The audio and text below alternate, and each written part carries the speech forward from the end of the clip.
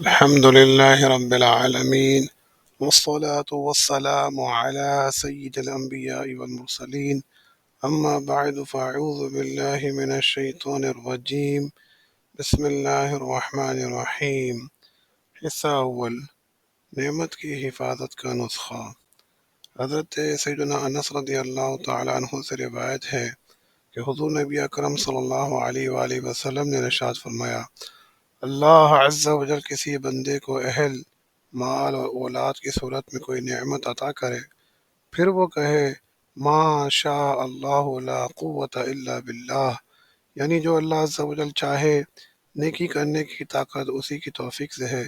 یعنی شکر ادا کرے، تو وہ اس میں موت کے علاوہ کوئی آفت نہیں دیکھے گا۔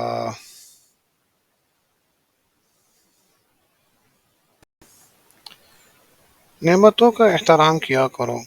ام المؤمنین حضرت سیدنا عائشہ صدیقہ رضی اللہ تعالی عنہا فرماتی ہے کہ نور کے پیکر، تمام نبیوں کے سرور، دو جہاں کے تاجور، سلطان بحروبر صلی اللہ تعالی علیہ وآلہ وسلم میرے پاس تشریف لائے اور روٹی کا ایک ٹکڑا گرا ہوا دیکھا تو اسے اٹھا کر پوچھا اور ارشاد فرمایا، اے عائشہ، اللہ عز و جل کی نعمتوں کا احترام کیا کرو، اس لیے کہ جب یہ کسی اہل خانہ سے روٹ کر چلے جاتی ہے تو دوبارہ لوٹ کر نہیں آتی۔ نعمتوں میں زیادتی کا باعث، حضرت سیدنا عطا وقشری رضی اللہ تعالی عنہ سے مروی ہے کہ حضور نبی مکرم صلی اللہ علیہ وسلم نے ارشاد فرمایا، اللہ عز و جل اپنے بندے کو شکر کی توفیق عطا فرماتا ہے تو پھر اسے نعمت کی زیادتی سے محروم نہیں فرماتا، کیونکہ اس کا فرمان عالی شان ہے، لَإِن شَكَرْتُمْ لَأَزِيدَنَّكُمْ، ترجمہ کنز الایمان، اگر احسان مانو گے تو میں تمہیں اور دوں گا۔ دعائے شکر، حضرت سیدنا ابو عبداللہ محمد بن منقدر رخشری منقدر کرشی علیہ رحمۃ اللہ القوی سے روایت ہے کہ سید المبلغین رحمت للعالمین صلی اللہ تعالی علیہ وآلہ وسلم یہ دعا کرتے تھے، اللہم اعنی علی ذکرک و شکرک و حسن عبادتک، یعنی اے اللہ عز و جل اپنے ذکر، شکر اور اچھی عبادت پہ میری مدد فرما۔ سیدنا داؤد علیہ نبینا وعلیہ الصلوۃ والسلام کی مناجات، حضرت سیدنا ابو جلد جیلان بن فروا بصری علیہ رحمۃ اللہ القوی فرماتے ہیں کہ حضرت سیدنا داود علی نبینا وعلیہ الصلوۃ والسلام کی مناجات میں سے یہ بھی ہے کہ آپ علیہ الصلوۃ والسلام نے اللہ عز و جل کی بارگاہ میں عرض کی، اے اللہ عز و جل، میں تیرا شکر کیسے ادا کروں جبکہ میں تیرے شکر تک تیری نعمت کے بغیر نہیں پہنچ سکتا۔ تو آپ علیہ الصلوۃ والسلام پر وحی نازل ہوئی کہ اے داود، کیا تمہیں معلوم نہیں کہ جتنی نعمتیں تیرے پاس ہے وہ میری طرف سے ہے؟ آپ علیہ الصلوۃ والسلام نے عرض کی، اے اللہ عز و جل، کیوں نہیں؟ تو اللہ عز و جل نے ارشاد فرمایا، میں تیرے اسی شکر ادا کرنے یعنی اقرار نعمت پر تجھ سے راضی ہوں۔ سیدنا موسیٰ علی نبینا وعلیہ الصلوۃ والسلام کی مناجات، حضرت سیدنا ابو جلد بصری علیہ رحمۃ اللہ القوی فرماتے ہیں کہ حضرت سیدنا موسیٰ علی نبینا وعلیہ الصلوۃ والسلام کی مناجات میں سے یہ بھی ہے کہ آپ علیہ الصلوۃ والسلام نے اللہ عز و جل کی بارگاہ میں عرض کی، اے اللہ عز و جل، میں کس طرح تیرا شکر ادا کروں حالانکہ میرے سارے اعمال تیری سب سے چھوٹی نعمت کا بدلہ نہیں چکا سکتے۔ تو آپ علیہ الصلوۃ والسلام پر وحی نازل ہوئی کہ اے موسیٰ، اقرار نعمت کر کے ابھی تو تم نے میرا شکر ادا کیا ہے۔ الحمدللہ کہنے کی برکت،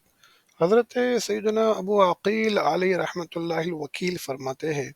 کہ میں نے حضرت سیدنا بکر بن عبداللہ رحمۃ اللہ تعالی علیہ کو فرماتے ہوئے سنا کہ بندہ جب بھی الحمدللہ کہتا ہے تو الحمدللہ کہنے کی برکت سے اس کے لیے نعمت لازم ہو جاتی ہے۔ میں نے پوچھا اس نعمت کا بدلہ کیا ہے؟ ارشاد فرمایا، اس کا بدلہ بھی بندے کا الحمدللہ کہنا ہے،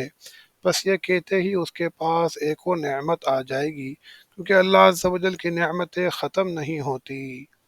حضرت سیدنا ابو یحییٰ باہلی علیہ رحمۃ اللہ الوالی فرماتے ہیں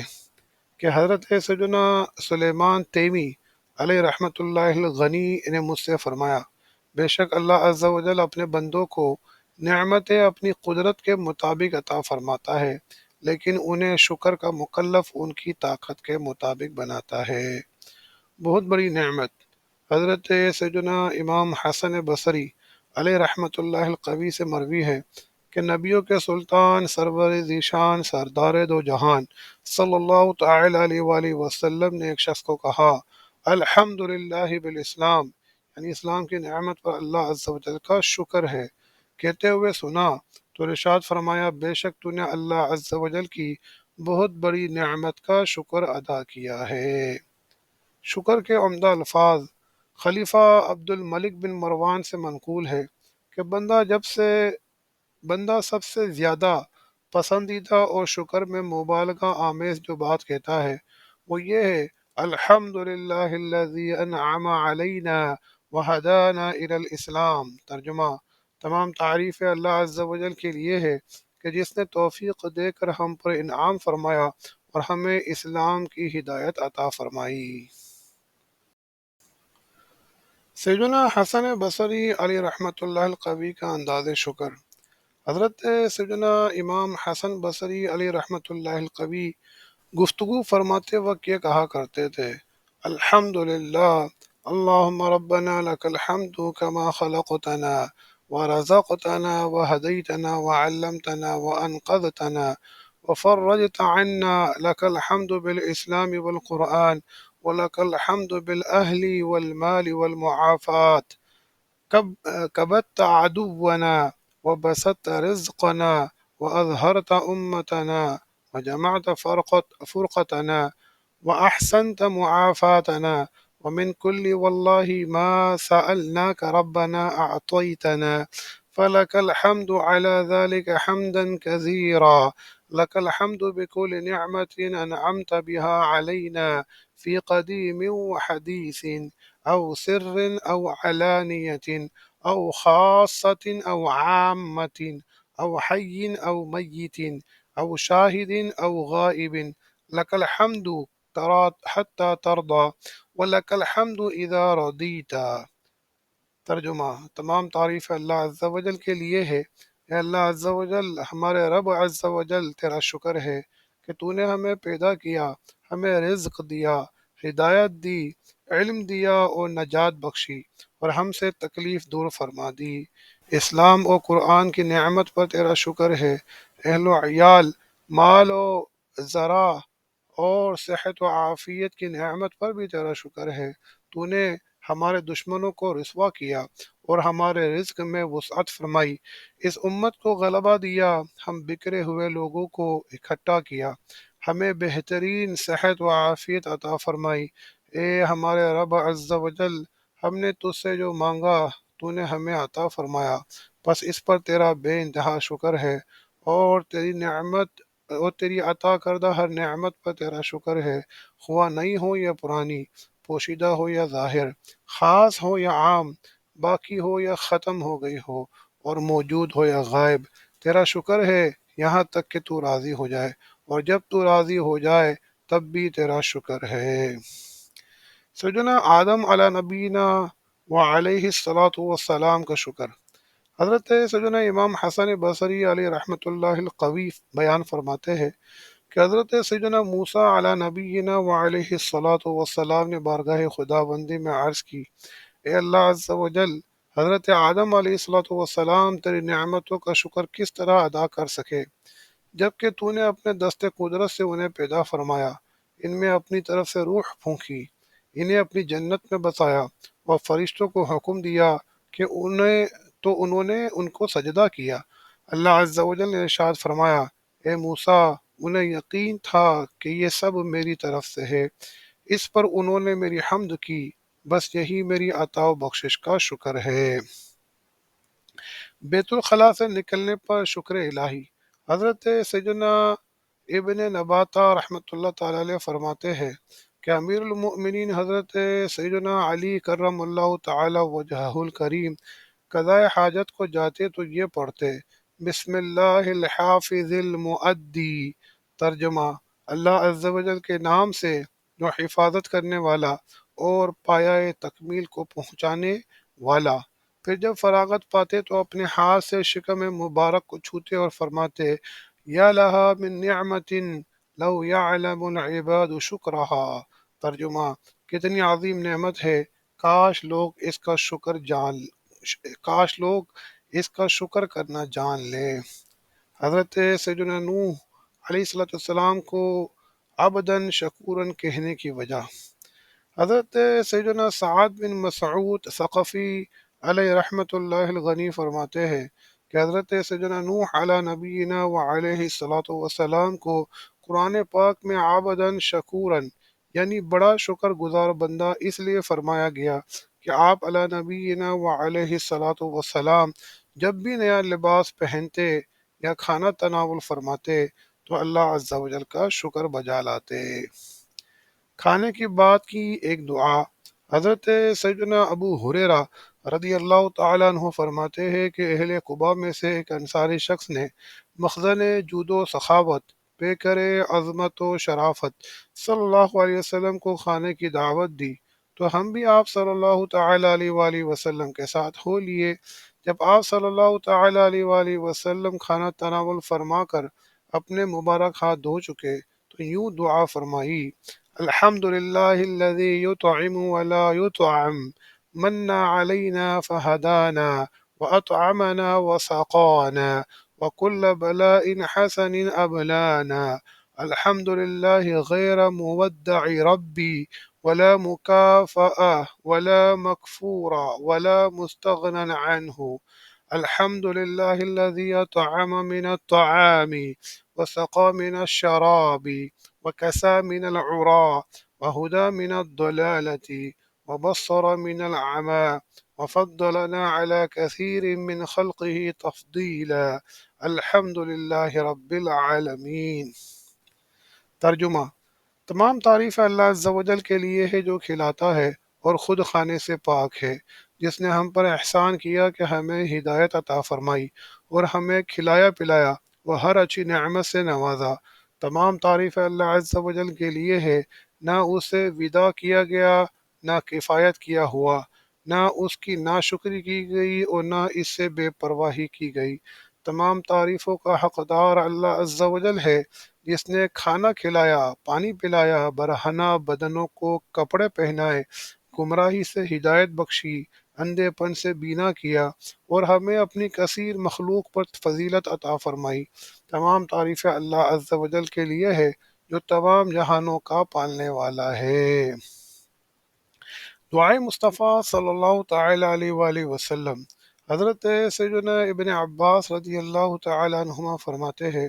کہ رحمت عالم نور مجسم صلی اللہ تعالیٰ علیہ وآلہ وسلم یہ دعا کرتے تھے: اللہم انی اعوذ بک من زوال نعمتک وفجاءت نقمتک وتحول عافیتک وجمیع سخطک، ترجمہ: اے اللہ عز و جل، میں تیری نعمت کے چھین جانے، تیرے اچانک عتاب، تیری عافیت کے پھر جانے اور تیری ہر طرح کی ناراضی سے تیری پناہ مانگتا ہوں، یعنی خدایا ہمیں ایسے کاموں سے بچا جو تیری ناراضی کا باعث ہے۔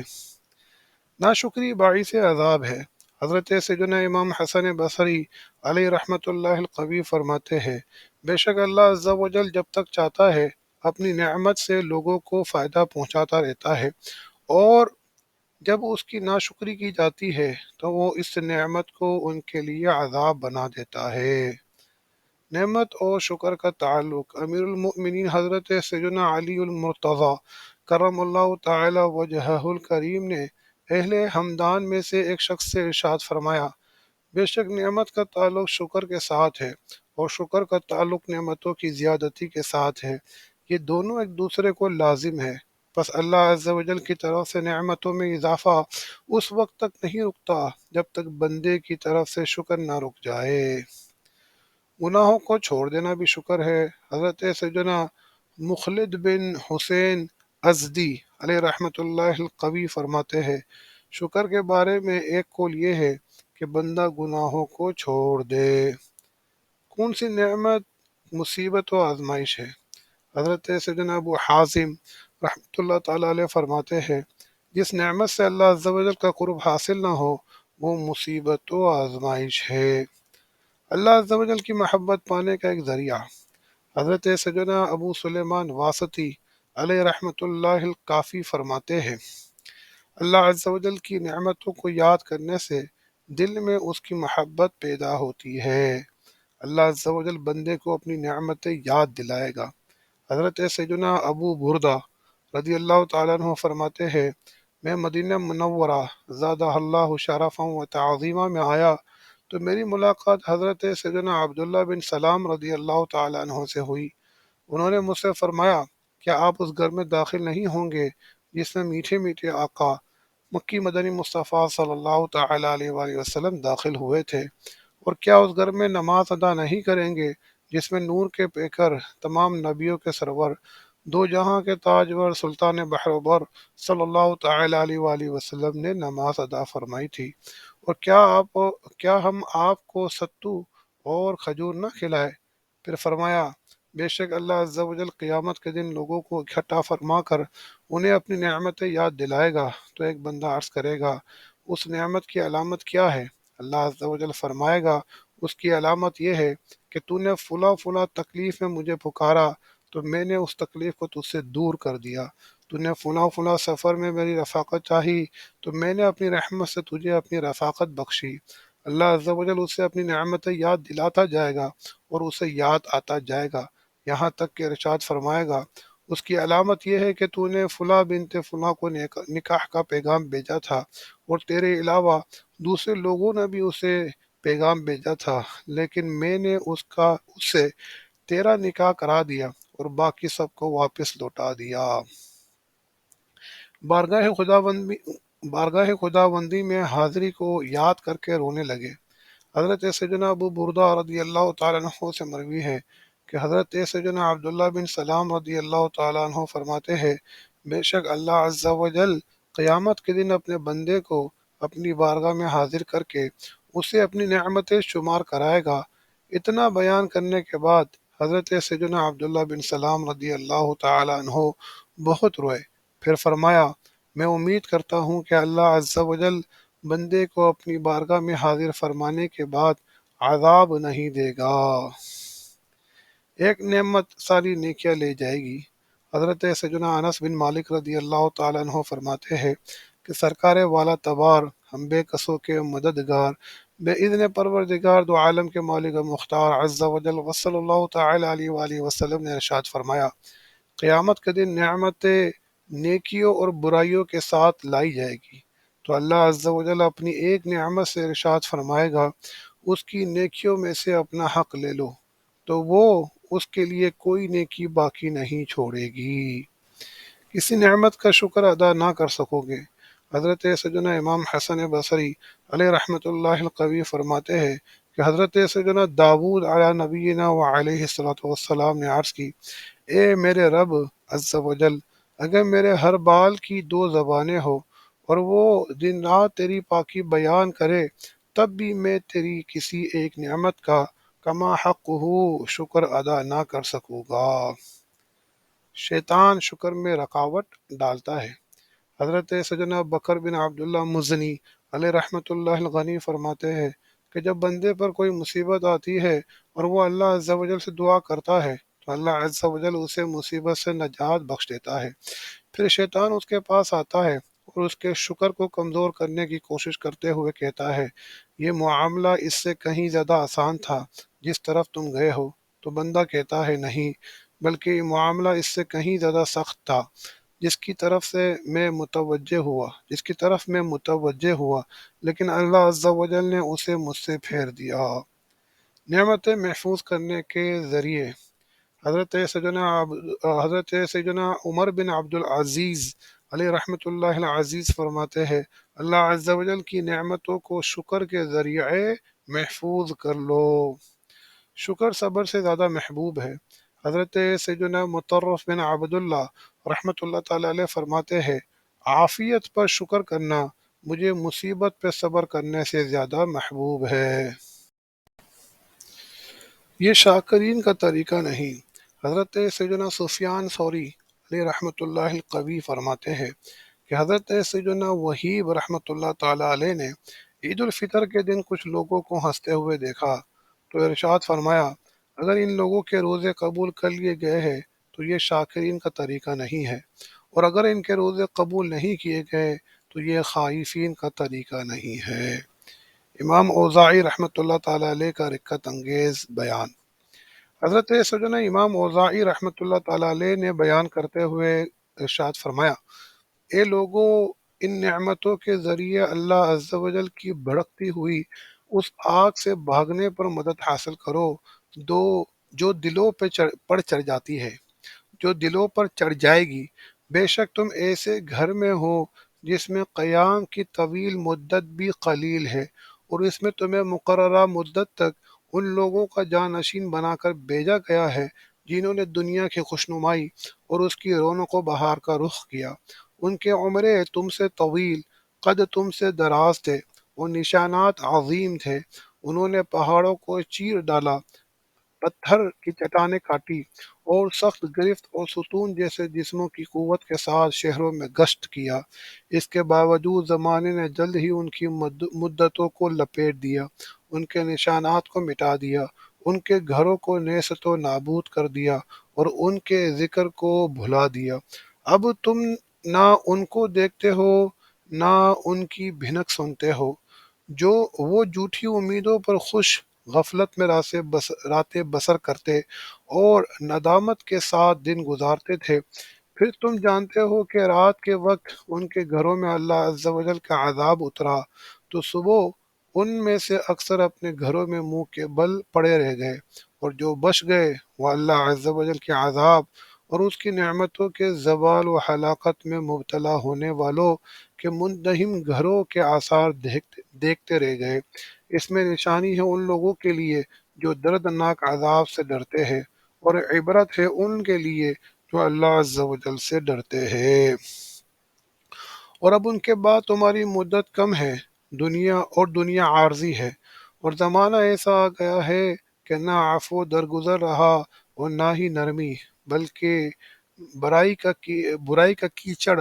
باقی ماندہ رنج و غم، عبرت ناک ہولناکیہ، بچی کچی سزاؤں کے اثرات، فتنوں کے سیلاب پہ در پہ، زلزلوں اور بدترین جان نشینوں کا دور دورہ ہے۔ ان کی برائیوں کی وجہ سے خشکی و تریم و خرابی ظاہر ہوئی،